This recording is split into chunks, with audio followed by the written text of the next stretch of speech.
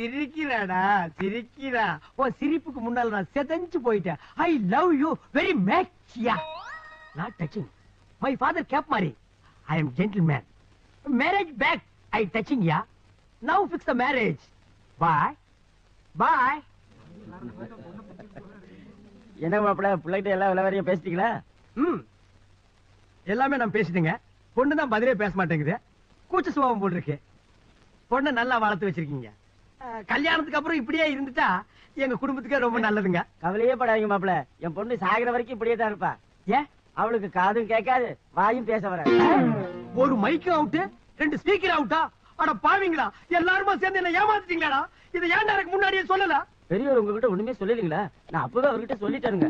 அவர்தான் இப்பேற்பட்ட ஒரு பொண்ணுக்கு வாழ்க்கை கொடுக்கறது உங்க லட்சியம்னு சொன்னாருங்க. இதெல்லாம் நான் அவங்ககிட்ட சொல்லவே இல்லையா? ஏண்டா ஏங்க இங்க ஒரு ஆமை உட்கார்ந்தது எங்கீங்க? இப்பதாங்க நடந்துகிட்டே போச்சு.